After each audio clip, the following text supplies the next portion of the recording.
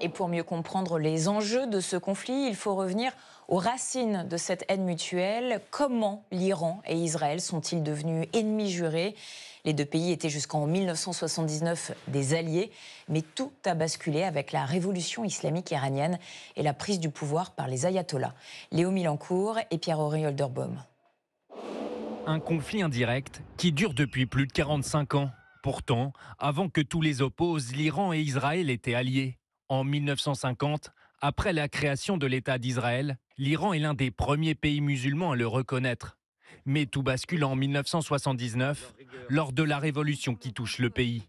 L'Iran devient une république islamique. Dès le lendemain de la République islamique, le régime des ayatollahs a commencé à donner ce slogan, à projeter ce slogan comme quoi Israël doit disparaître de la planète.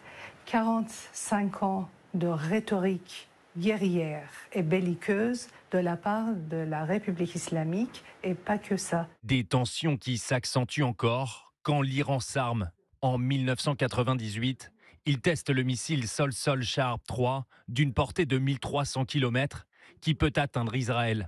En 2005, l'Iran reprend ses activités d'enrichissement d'uranium 5 jours après l'élection du président Mahmoud Ahmadinejad, connu pour ses déclarations très controversées à l'encontre d'Israël.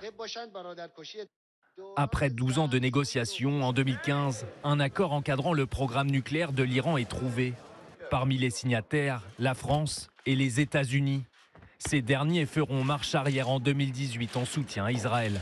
Les dirigeants iraniens, ils faisaient n'importe quoi. C'est pourquoi Donald Trump est sorti. Lui, il est sorti de l'accord parce qu'il savait que les Iraniens, les dirigeants iraniens ne sont pas honnêtes avec l'accord, avec la communauté internationale. Il est sorti de l'accord, ça a dégringolé la relation entre l'Iran et la communauté internationale.